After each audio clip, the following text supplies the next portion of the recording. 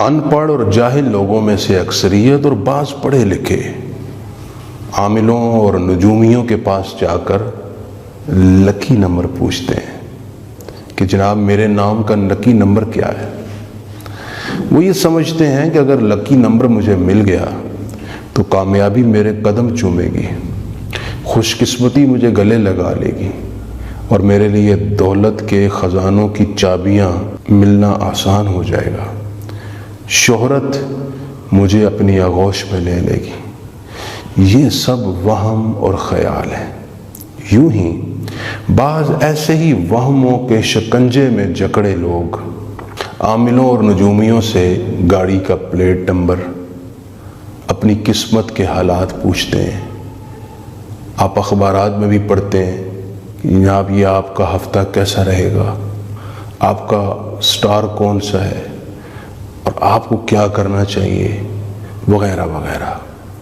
یہ مختلف قسم کے خیالات اور وہم ہیں جو پریشان حال شخص کی پریشانی میں مزید اضافہ ہی لاتی ہیں اور اس سے کچھ خیر حاصل نہیں ہوتی۔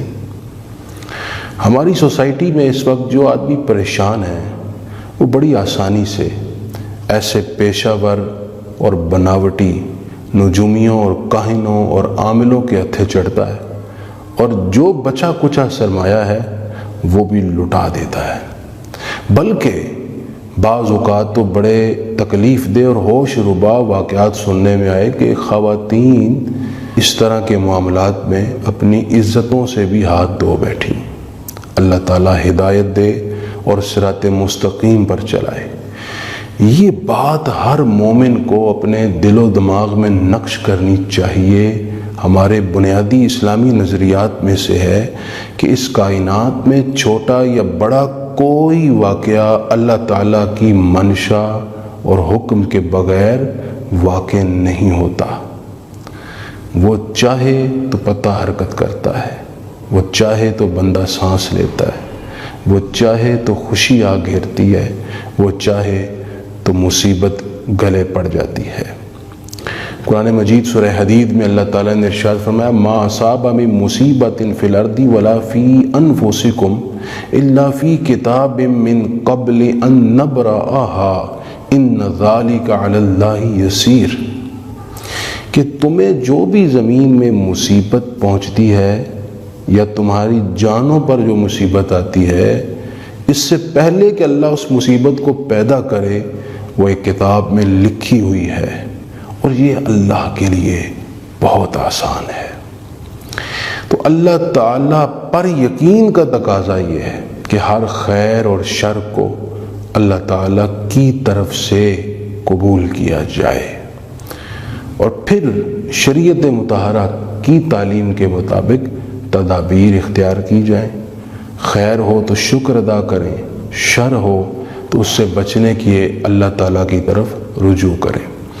جو لوگ پریشانی میں یا عام دنوں میں نجومیہ سے رجوع کر کے احوال پوچھتے ہیں، لکی نمبر پوچھتے ہیں یا قسمت کے حالات پوچھتے ہیں، ایسے لوگوں کے بارے میں متعدد احادیث موجود ہیں جس میں بڑے واضح انداز میں ایسے لوگوں کے اس نظریے کی، اس فکر و خیال کی نفی کی گئی ہے۔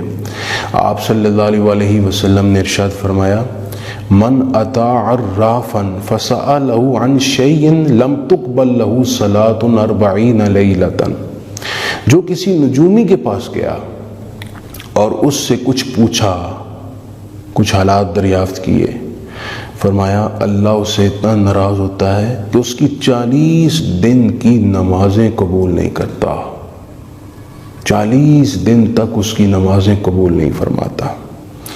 یوں ہی ایک حدیث ابن ماجہ میں یوں ہے، آپ صلی اللہ علیہ وسلم نے فرمایا من اتی عرافا او کاہنا فصدقہ بما یقول فقد کفر بما انزل علی محمد صلی اللہ علیہ وسلم، جو کسی نجومی یا کاہن کے پاس گیا اور جو کچھ اس نے کہا اس نے اسے قبول کیا، اسے سنا، اسے قبول کیا، اس کی بات کو مانا، فرمایا اس نے اس دین کا انکار کر دیا، اس وحی کا انکار کر دیا جو اللہ نے اپنے حبیب صلی اللہ علیہ وآلہ وسلم پر اتاری ہے۔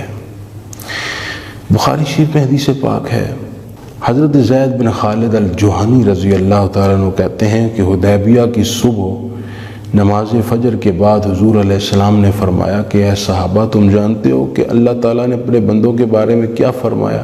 عرض کیا یا رسول اللہ، اللہ اور اس کے رسول بہتر جانتے ہیں۔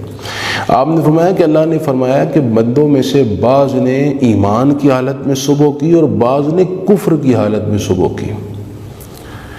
پھر آپ نے ڈیٹیل بتاتے ہوئے ارشاد فرمایا کہ جس نے یہ کہا کہ رات جو بارش ہوئی تھی وہ اللہ کے فضل اور رحمت سے ہوئی تو اس نے ایمان کی حالت میں صبح کی، اور جس نے یہ کہا کہ رات جو بارش ہوئی یہ ستاروں کی چال کی وجہ سے ہوئی، اس نے اللہ کے ساتھ کفر کیا اور ستاروں پر ایمان لایا۔ آپ اندازہ لگائیے کتنی شدید مذمت کی گئی ہے۔ ایک ایمان والے کے نظریات کسی طرح بھی متزلزل ہوں یا ڈگمگائیں، یہ اسلام برداشت نہیں کرتا۔ یقین اور اعتماد ہر حال میں اللہ تعالیٰ پر کامل رکھنا ایک مومن کے ایمان کا بنیادی تقاضا ہے۔ قرآن نے کہا وَمَن يَتَوَكَّلْ عَلَى اللَّهِ فَهُوَ حَسْبُهُ، اور جو اللہ پر بھروسہ رکھے اللہ اس کے لیے کافی ہے۔ میں درخواست کرنا چاہتا ہوں، آج کل پڑھے لکھے لوگوں کو ان جاہل نجومیوں کے پیچھے جاتا دیکھ کر افسردہ ہوتا ہوں اور یقین نہیں آتا کہ یہ علم اور شعور کا دور ہے۔ آج بھی پڑھے لکھے لوگ وہی جاہلیت کے نظریات اٹھائے ہوئے نجومیوں کے پاس آخر کیوں جا رہے ہیں؟ وہ نجومی جنہیں اپنی قسمت کا نہیں علم، جو اتنے ہی لکی نمبر بتانے والے ہیں، تو خود کوئی اپنی ذات کے لیے لکی نمبر نکال کر اپنی حالت چینج کیوں نہیں کر لیتے؟